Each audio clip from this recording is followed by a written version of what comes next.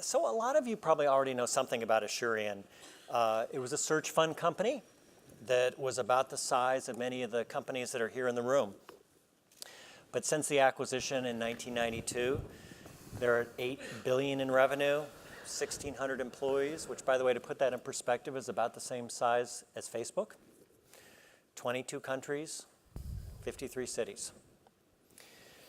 We have with us three of the architects of that success: Kevin Tweel, Jim Ellis, and Gerald Risk.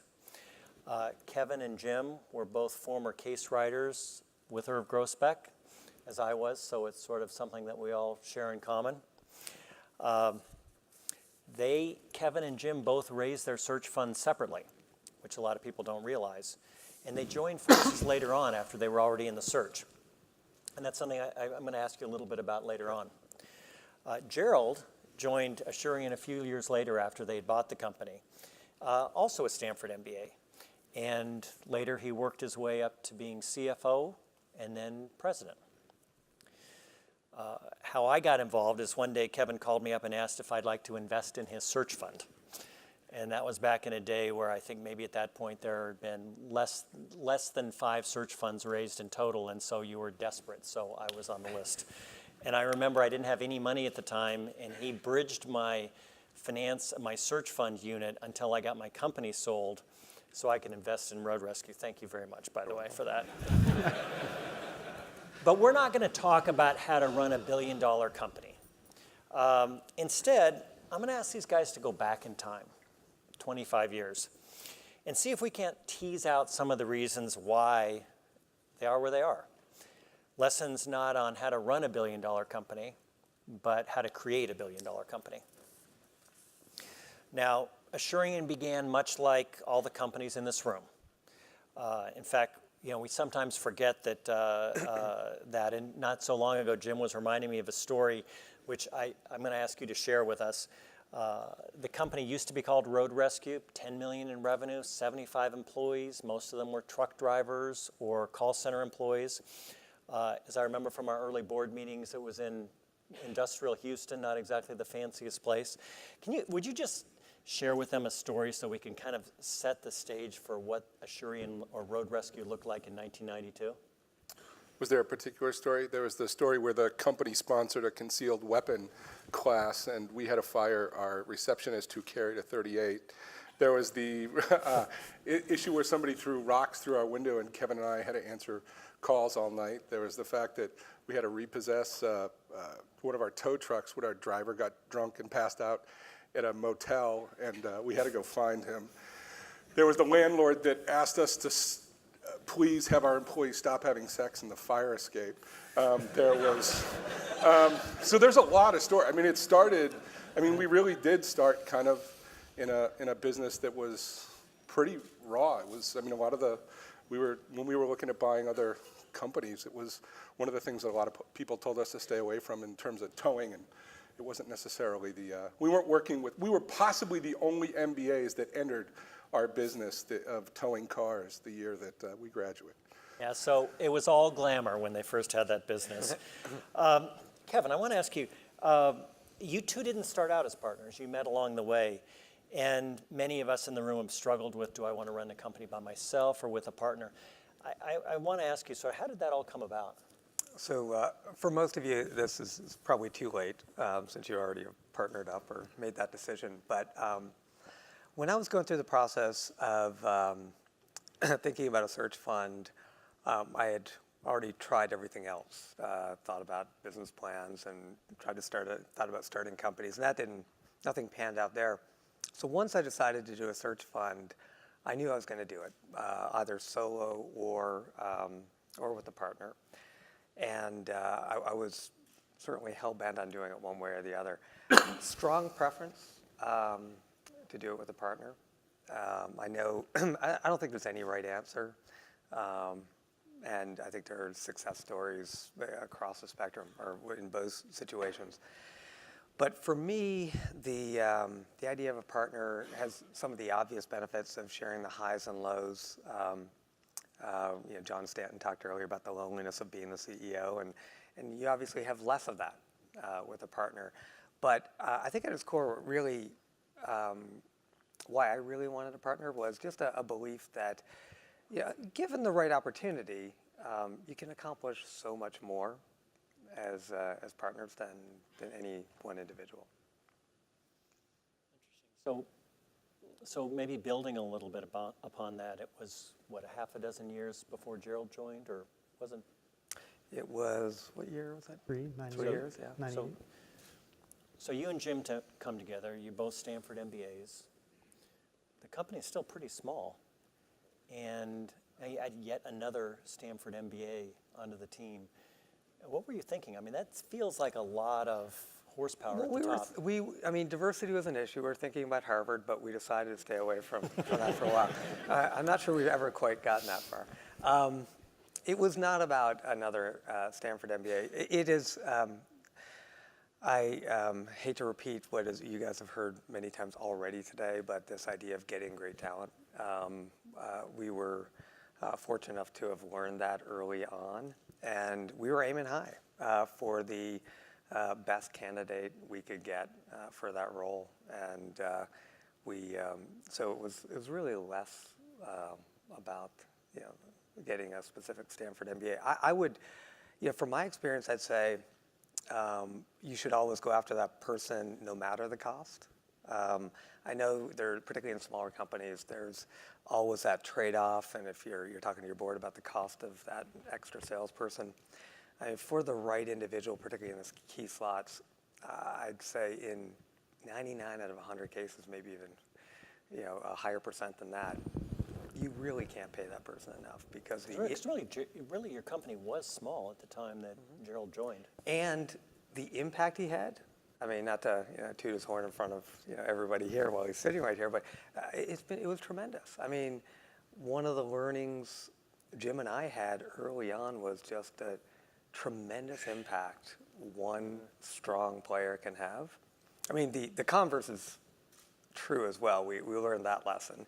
You make a bad hire in a key slot, it can take years and a lot of money to clean up that mess. Well, Gerald, so you got a degree here, and you had a career in investment banking that was doing well.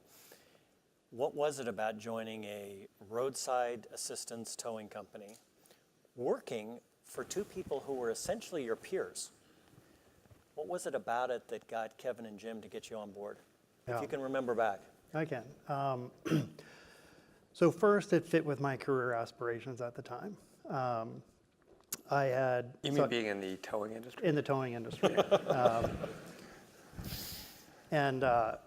So I was working at Goldman as an investment banker in San Francisco, and I'd really joined there, yes, to build skills in investment banking and maybe a career there, but really I joined with a view to using that as a sentry post to find an opportunity to be an entrepreneur. I'd come to Stanford like many people and didn't really know what entrepreneurship was, but was kind of interested in it. And maybe like lots of people in this room, I didn't see myself as a startup entrepreneur. And so I thought, well, how am I gonna be an entrepreneur if I won't start a company? And kind of kicked the tires on search funds, but that wasn't a good fit for me. So I thought, I'll join the senior team of a growth company, which seemed kind of unrealistic graduating from the business. I'll go back into banking and see where that build skills and relationships and see where that leads. And so when Kevin called me out of the blue, I was like, here's I was very primed for the opportunity. It was really,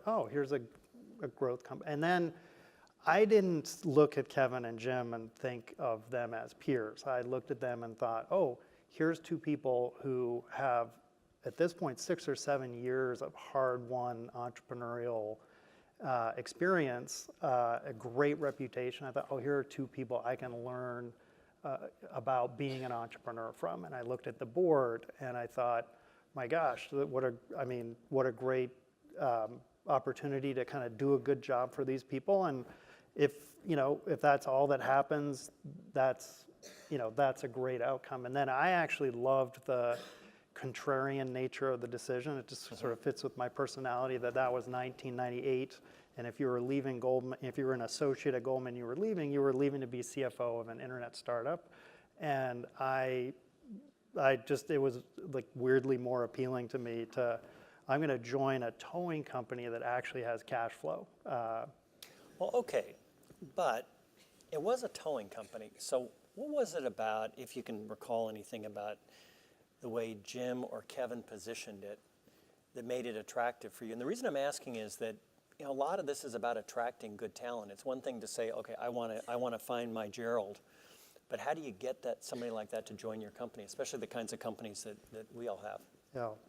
So building on some of what or adding more specificity to some of what I just said, Kevin and Jim were very effective in painting a compelling vision for the company. That yes, it was towing, but we were tied to, well, at that point we were still chipping our pick on like insurance, but they made a compelling, hey, this is why we're going to take over towing for auto insurance. And we also had mobile, and that actually seemed quite compelling too. So they painted a very compelling story of where this company could go.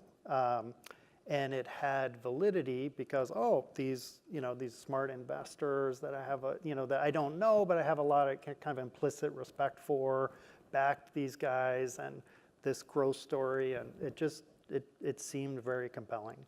If I remember correctly, one of the things we really tried to present is we're bringing on another partner. You weren't necessarily there at the founding, but we didn't want somebody who was just going to be an employee who managed finance. We were really thinking about somebody who's going to have thought leadership, play a role in the strategic direction. So I think a big part of the sale, at least it was our intent, was you're going to have impact. You're actually going to have a founder-like role in the direction of the company. You're going to have a pretty meaningful voice in that. This was brought up in one of the earlier sessions about how do you sell this opportunity, and for road rescue, but I think in most cases, for people who will talk to you, assuming they've got some sort of entrepreneurial aspiration, I think we all have an amazing story. This is an opportunity for somebody often at a younger age to take on a bigger role, more responsibilities, and to have a seat at the table at making the key decisions that will drive the company success or failure. And that's a pretty heady opportunity for anybody. Of course, there's an opportunity potentially to create wealth along the way, but to have that seat at the table, to be able to make those key decisions, folks at that age coming in, working in mid-sized or larger companies just don't have that opportunity. So Jim, I'm sure there are people in the room that are kind of sold that, boy, if I could find somebody like Gerald, or later we're going to talk about Brett Kamoli, who they recruited later, I would do that. But I don't know how to find that person. And I think there's kind of a mythology that these people just sort of fell in your lap along the way. What do you recall from how you and Kevin used to find talent, and then maybe bring it to a day of, an age of LinkedIn and social media and so forth, so that we've got something that we can work from? Yes, I would say the most valuable resource that we've had in terms of attracting the best talent has been the network that we individually developed, the Stanford network. If you look at Brett, who we'll talk about, who was a GSB grad, Gerald certainly, we've announced who the next CEO is, Tony, who's a GSB grad. So I think early on, we abdicated some of the hiring process to recruiters when we would hire somebody, and then kind of say the pros are here, we'll vet the candidates, but really left it in their hands. And I think we found oftentimes those produced candidates that didn't have the tenure with us, that didn't have the impact. And I think when we found people through our network and put them through that process, that we ended up with much better folks. So I would say a lot of our key players came from networking, just making sure that you tell everybody out there what it is that you're looking for in terms of talent. I think when you start to develop a reputation, that you allow people to make decisions and have impact beyond their past experience, that we weren't looking for somebody. Gerald is a perfect example, coming on as CFO when he had never had a CFO or a controller role before. I think meant people were kind of stepping in with some of the weird aspects of being a towing company because they had more opportunity. So I think presenting the opportunity the right way, I think leveraging your network. And I think lastly, a lot of places where we made a mistake in hiring is we kind of went through this search fatigue, and we would hire, and we'd say we had 6 months for a search, and at the end of the search, you just hire whoever the last person was on the list, and I think most of the time we ended up really disappointed in those. So I think it's kind of keeping it going, particularly for key positions, until you find folks. And for us, it's been huge success through the Stanford network. And despite what Kevin said, we've actually hired a few people from Harvard. So you touched on an interesting point, which is that, of course, we can talk about the people that worked out, but there were a lot of people that you hired that didn't work out. What sort of process did you have to try to make sure that if you made a mistake, you dealt with it quickly? Or did you early on? No, we were terrible. Yeah. I think we had one person who, we kind of joked that he eventually became vice president of special projects. And a career advice, when you become the vice president of special project, you're past your expiration date. It just meant that we weren't willing to pull the trigger, and we kind of passed it on from department to department. So I think we eventually learned to get better. I think the toughest thing is actually making the decision as to when is the right time to part ways. And I think over time we've done a lot better job at specifying what the expectations are for results, not just resume and what that looked like, but for impact and results. And when those things don't work out, oftentimes if presented the right way, the person in the position knows that they haven't delivered, and those decisions become easier and it becomes quicker. And I think it's part of that discipline that actually took a long time. All of those mistakes were always letting somebody go too late, and it was unfair to them. We've even had situations where we've called people up and said, "Can you have lunch?" and had them call back and say, "I was thinking about putting a deposit on a piece of property this afternoon. Should I do that, or should I wait till after lunch?" Clearly, it was terrible management on our part that person was coming to work every day knowing that they were underperforming and just waiting for that phone call. So I think we got a lot better. You did it at lunch? We did. I suggested that he may not want to put that deposit down. The first time I had to terminate somebody, I didn't want to do it in the office, so I went down the street to McDonald's. And that seemed to work out okay. So the second time I had to terminate somebody, I went back to McDonald's. I didn't realize the word got around the company that if Dodson asks you to go to McDonald's, you're going to get fired. Kevin, you were going to add something? Yeah, I was going to add to that. John Stanton mentioned that earlier today, that we always, or many of us take too long to fire, and I wanted to ask him what he has done over time to improve his average there, to shorten the period of time. And we've thought about this a lot and haven't really come up with any rocket science other than what we try to do every day, which is build a relationship with our employees, our team members, and have a constant conversation with them so that the expectations of them are known and you're giving them feedback. They get the feedback, both the positive and the constructive feedback. And through that process, I've found that the time it takes to get somebody who's not the right person on your team off the team, it goes a lot quicker just because you're having that conversation at regular intervals. But we haven't found any other great mechanism to shorten that process. Gerald, I wanted to ask you, and you may not know this off the top of your head, but I remember about 2 years ago, you showed me a slide in a presentation about the key hires and the different networks they came out of. And I don't remember the exact number, but it was some really sort of remarkable number that had come out of Kevin's network over time. Do you remember anything of the data on that slide? Well, the slide was probably, Kevin's direct reports at the time. And it's just sort of data backing up Jim's comment about the Stanford network, is that there are probably 7 direct reports, and 5 of them were from Stanford, and one, so probably 4 were from Stanford. 2 were from our professional network over time at Asurion, like clients we'd worked with or people Brett knew, had gotten to know at the CTIA, and then 1 was through a recruiter.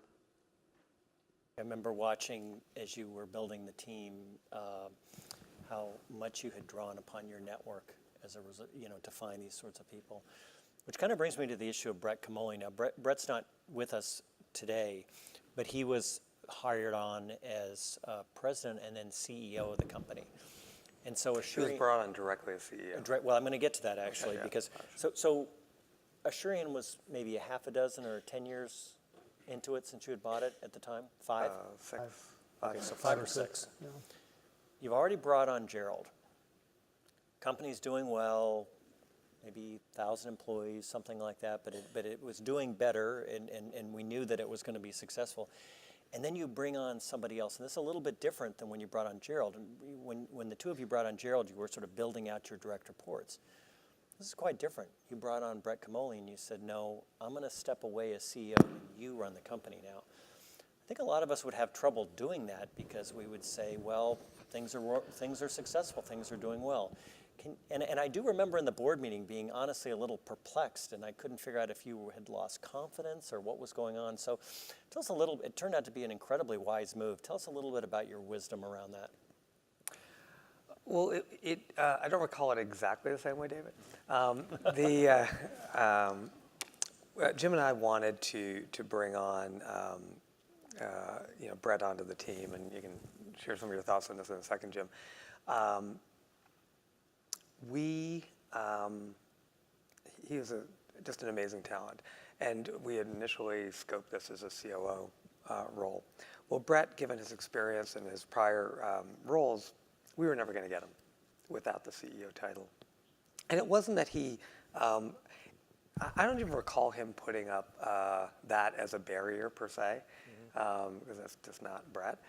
But we knew we wanted him. We knew how talented he was. We knew what kind of value he could add, and we wanted to bring him onto the team. So Jim and I talked about it, and we were comfortable giving him the CEO title. Where I differ from your what you said is, it was never to turn it over to Brett to run the company. It was really, this was at a time where Jim was transitioning out of the business, and we were looking for really a partnership. And to me, the titles were really less important. I was looking for a partner to replicate the partnership that I had with Jim for the prior 6-7 years. And in retrospect, I think it was an incredibly risky move. I mean, incredibly. I mean, to bring somebody in from the outside, I wouldn't try to fill his shoes. Yeah, I mean, it's just, you've got a company, you've got a culture, and bringing in somebody from the outside at that senior level is always, I think, a pretty risky endeavor. As we thought about it, as I thought about it, the real key was how were Brett and I going to work together. And certainly one is I wanted to emulate the communication that Jim and I had, which was not daily, it was multiple times a day. We would talk at length, in very short spurts, and it was almost like a continuous flow. And I was hopeful that Brett and I would get there, and we ultimately did, or we did almost right away. And then I think the telltale sign for me in a partnership is whether the other person is pulling you in or pushing you away, and really concerned about his or her sandbox. And these are my roles and responsibilities. That's to me, that's not a yellow flag, it's a red warning flag.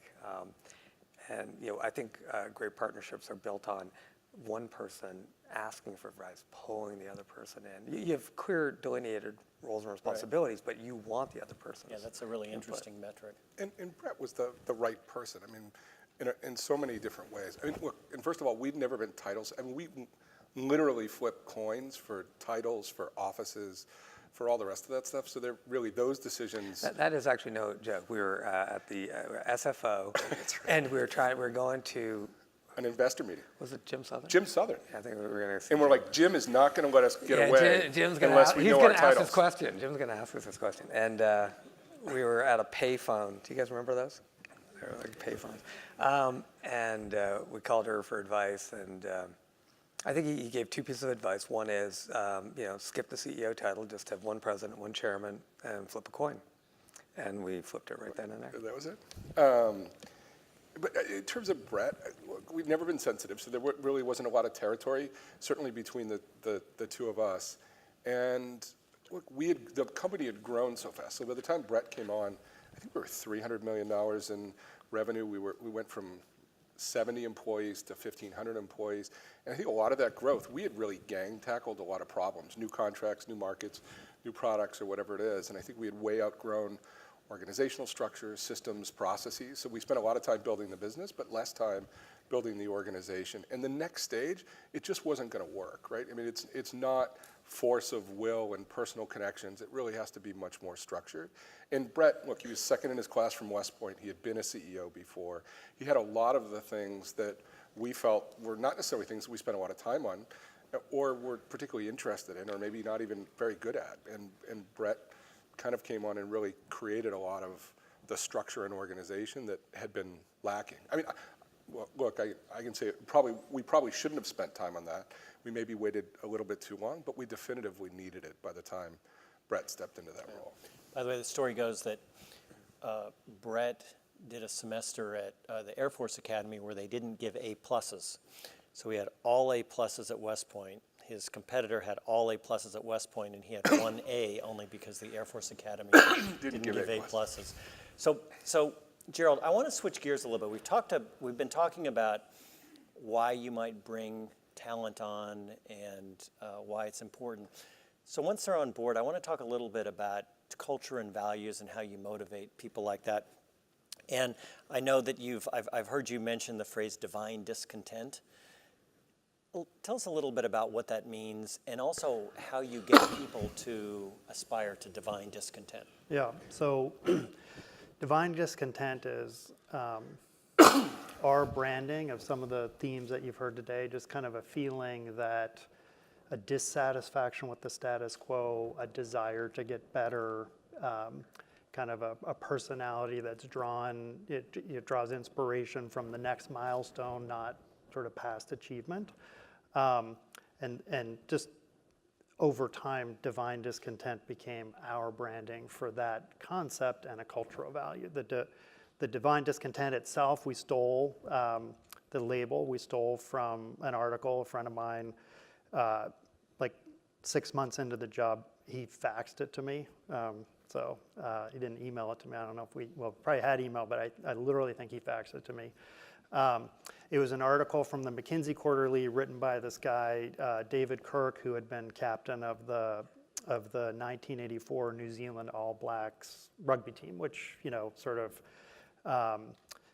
at the time was sort of the best rugby team ever. And he was captain of that and went on. He was a Rhodes Scholar and blah, blah, blah, worked at McKinsey. And then they asked him to do a speech at one point about running world-class teams.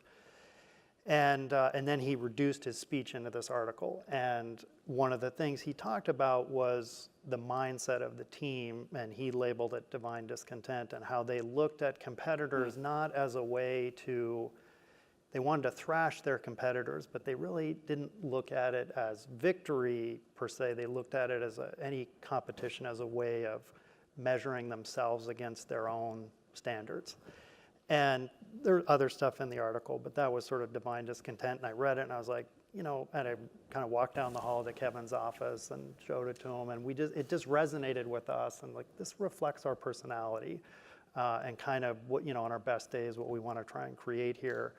And over time, it just became, it was in the water. We actually created we have operating principles and core values. And it's one of our core values, divine discontent. And we found it to be highly functional. And the reason it was highly functional is that we paired it it just was a great way for people to engage in how do we make things better without being defensive. So we could say, I could go into the CFO's office when I was president and sort of say, what does the finance organization look like at full potential? And it's not like, I don't think that guy's very good, or I don't think, our AP is up to snuff, but it's a totally different question to say, what does this look like if it's really awesome? And that just became it led to a lot of very comfortable conversations about how we can get better.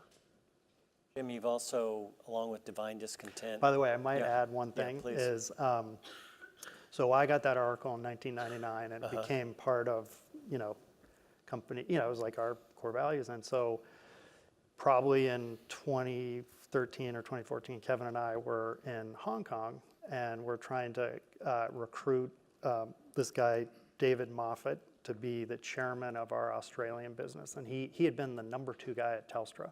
So, again, like aspirations to attract great people to our company, to like a startup, like we didn't have anything in Australia. And he asked us to talk about our values. So we talked about our values, and we tell him about this story. And he kind of lights up, and he's like, I know David Kirk. He's a friend of mine. And so the next day we walk into the office, and he's like, hey, because he was meeting us in the office the next day.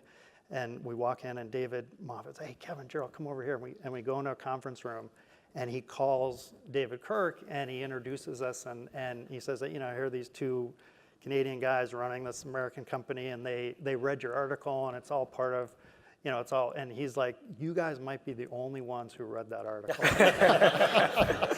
But I'm glad it's had such a big impact on you. That's good. So another one of your core values is focus on the core, focus what's on most important. I think you call it focus on the core, right? So Jim, I want to ask you, I think we sort of generally know what that means. A little bit about the struggle to make that happen. I think it would be, all hands would go up if I said, does everybody think it's important to focus on the core? But how did you actually make that happen? So I think there's a couple of things. In particular, early on, I wouldn't say that we were very good at it. I think if you asked us if we had priorities, we'd tell you, yeah, we did. But I think the real issue is, how do you end up allocating your time and your resources differently is really the tough part. Saying this is really important and then changing behavior, I think, is really hard. One example, and it was a Stanford GSBer who was running a piece of the business, and he always seemed to be majoring in the minors. And you'd sit down with him and you'd ask him, what's your priorities? And he would give you a list of 40 things. And they were probably in the right order, but he didn't change the way he got up in the morning and what he did. And now certainly there's going to be forces that drive you throughout the day and distract you, but I think we've really tried to internalize, identify what's the most important thing for the company. Most of the time for us, early on, it was externally focused, and kind of internalize that as a real value. So we're a client-centric company, and kind of talk about it in that way. So I think that changes a little bit your mindset. I think number 2, a lot of the people that are in this room, probably everybody, is a little bit of an overachiever, and I think there's some type A personality, and there's a little bit of a resistance to something's my responsibility and on my plate, and I feel like it's my responsibility to spend time and attention on that. Whereas when you're in the CEO seat, as you know, it's hard to approach absolutely everything with equal level of enthusiasm and energy. It's actually inappropriate, right? If we got 2 or 3 things right, it was going to dramatically drive value. All the other things we could do correctly, but if we didn't get those 3 things right, it didn't matter how well the other things kind of came together. We wanted to do a good job on them. And I think the other thing is that there's a level of discomfort early in your career that I'm not spending time on that. And I think the priorities, what we've tried to drive the organization to, even at the individual level, is it's as much about the things that you don't do as it is the things that you spend time on. And how do you do that? I think you have those conversations early in your career with the board. They help you make sure you've got the right priorities, ask the tough questions about how are you spending your time, whether it's on team or product or company.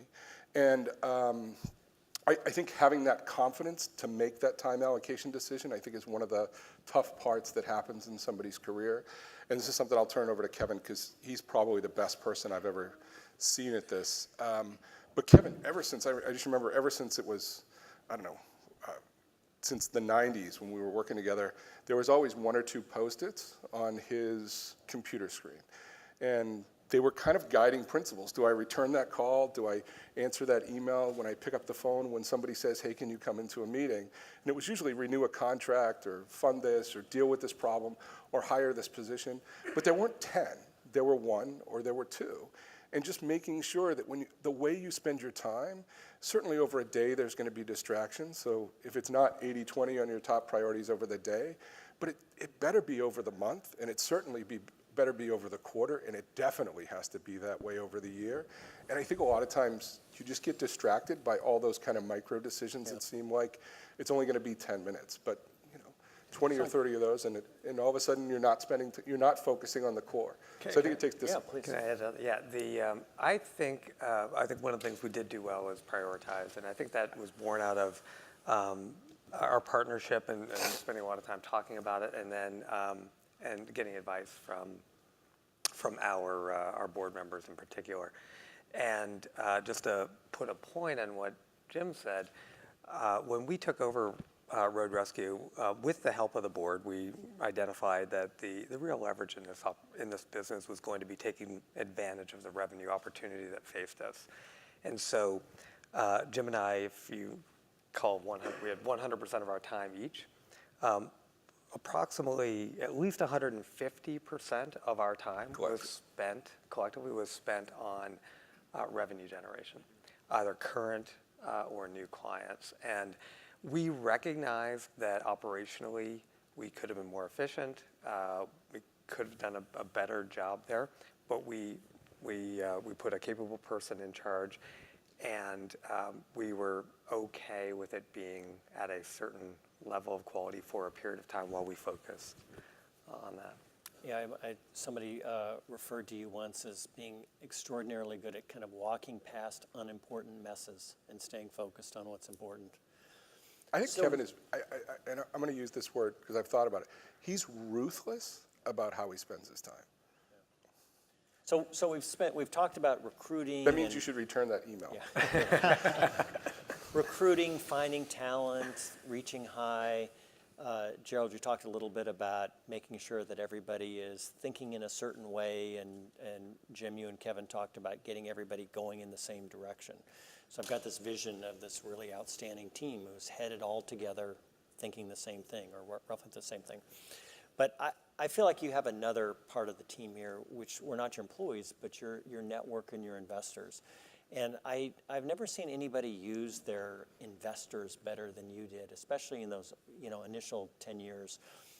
Tell us a little bit about I've got this narrative in my head that you would see a problem and you would ask yourself, well, can I just pick up the phone and get the answer? And if I can do that, I don't need to solve it on my own. But that's my own narrative. By the way, it's funny you pose a question that way, because today I find I spend most of my time trying to ensure that our senior team is actually aligned and heading in the same direction. It is so freaking tough. It's sort of amazing that you need to continue to share the message and the direction. Early on, Jim and I made liberal use of our board members' willingness to reach out and offer for us to reach out to them. And David was one of our board members, and probably recalls frequently Jim and I, probably on a weekly basis, reaching out to at least one of our board members. And what gave us confidence to do that, that we weren't asking silly questions, was that we would test it against each other first. At least it gave us a little bit more confidence, because I know being in that seat alone, I'd worry about, okay, is this really silly, and would I look stupid in front of our board? I think that what we came to find was our board was so open and willing to help us and wanted to help us. And what we found was what we thought was a thorny issue for a board member is a 30-second answer. I mean, once you've seen something 4, 5, 6 times, it's the questions that you may have had, the gray area sort of falls away, because you have the data and you sort of understand that. We have tried to build that into the organization in an interesting way, and it really ties to what Jim was saying about prioritizing. So we couple prioritization with collaboration, and the idea of getting help from the right people. And for maybe a half a dozen big issues every year, whether it's a contract renewal or we're trying to save a client or something like that, or a product introduction, we'll bring together half a dozen or 8 of the right people who can bring information to bear on this problem. And we'll have 1 to 4 sessions that could be 3 to 4 hours long. A lot of information and data is provided beforehand, so everybody comes prepared. And we'll have what we call 1 or more of our Power of 10 sessions. And that sounds really simple. It sounds really easy, but you are prioritizing. something, as Jim just said, most people ultimately don't do really well. They tend to move things along at the same level. And you're preparing for it, and you're collaborating. And it has surprised me every single time we've done it. The quality of alternatives and ultimate solutions we come up with when you provide that kind of structure around basically what is essentially a little bit of prioritization and a lot of just getting advice. Yeah, there's a lot of lessons in the way the three of you would pulse your network and get advice and fast forward through the easy stuff so you could focus on really growing the company. And I think two things in particular that we did that made us more effective at that.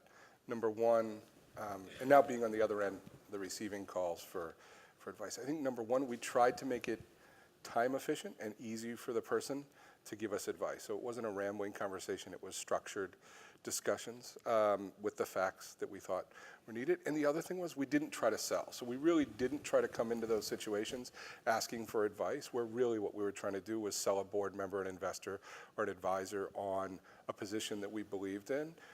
We tried to take a position where we're generally open, and the questions weren't, the response wasn't, if we disagree with it, why about that, no, but we think this. It was, why do you believe that? Mm-hmm. Why do you think that? It was a lot of the kind of why, until you really got good advice. If you look back in your early career as a manager, maybe those first 5 or so years, was there an inflection point or sort of an aha moment where you changed and matured as a manager that those of us in the room might be able to benefit from and maybe get there a little faster? So there's many. And, so I've been at Assurant 18 years, 3 titles, but probably had 30 jobs during that time, just how much. And so my goal has always been to sort of be within 2 weeks of the job description on either side, hopefully 2 weeks ahead, hopefully not more than 2 weeks behind. And I remember distinctly, like sort of maybe it was 4 years in or 5 years in, kind of Kevin did me the favor. He didn't say it exactly this way, but he's like, you might be 4 weeks behind the job description. You might want to catch up a little bit. And so we like brainstorm, okay, so how might I do that? And we kind of together like, let's call, a board member and maybe they can. And so actually I remember calling Jeff Chambers and who's the best CFO you've ever worked with? And he said, this guy, and can you introduce me to him? And so I went and spent the day with the CFO, but actually it turned out I spent 10 minutes with him, but he set me up with each one of his direct reports. And I think I had 8 meetings and they were each like 45 minutes. And I literally took like 8 pages of notes and that was like my playbook for the next, that's what a CFO does. I had no idea. I was already on the job 4 years, so. No, that's a great story and obviously something you could do early on. Yeah. Thank you. Somebody else could maybe do that, first day on the job. So. Jim. I mean, I think there was a point in the career of managing people where you kind of felt like you needed to be responsible, and I think there was that shift where. A big piece of my job is actually to learn from and harness the talent that's in the room. And it's not about me being a manager, but it's about me being a facilitator of other people's success. And I think that I think the people that you work with recognize that and respect it. I mean, you still have responsibility for evaluating performance and making sure you get the right people on the team. But I think when you kind of viewed it as, I'm the coach trying to help get the team to that point, I think it's a very different management approach as opposed to I'm going to manage your to-do list and all the rest of this. It's kind of confidence, but it's also learning. It's a level of self-awareness and self-comfort that you're willing to learn from the people who know a lot more about their particular job than you do. Great. All right, Kevin, last word. The things I learned early on were that were surprising to me was just, and I mentioned them both earlier, just the value of bringing on a tremendous talent like Gerald. Number 2 was the real effect and impacting you have by experimenting. Just the power of that and the need to always be doing it. But as I thought about the first 5 years and most transformative moment and you may remember this, David, you were there, because this really impacted the trajectory of the business for the next 20 years. This was in I think, 1999. We were at the board meeting at Southwest Freeway in Houston, and Jim and I and Gerald were there, and we were tentative, and we were bringing this big proposal to the board. It was cell phone insurance or handset protection, and we wanted to propose to the board that we buy this little cell phone insurance company. And we were, just sort of uncertain of ourselves, a little insecure, and we put it on the table, and there was a little debate back and forth, and then all of a sudden Bill Egan stands up and says, "This is the best business ever." It's like, this is an amazing, isn't that what you said, Bill? No, actually, so the actual story is, Bill's like, "What is this? Who would ever buy this product? This is the craziest idea ever." Is that it?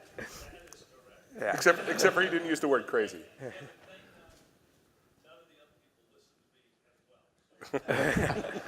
So that was a transformational conversation. Yeah, Bill, that's how I remember it as well. So it would be easy to have you up here because you bought this company, and it's the largest company that's come out of the search fund model. And that's part of the reason they're here. But the other part of the reason is how they got there, and Kevin touched on a little bit about it. But everything that these guys did had ethics and values. They did it the right way. They didn't behave in any way that would leave them to be embarrassed. And then tactically, every move on the chessboard, not every move, but most of the moves on the chessboard were skillful management. And that, more than anything, is why we're lucky to have the three of them up there. So big round of applause for my friends. Kevin.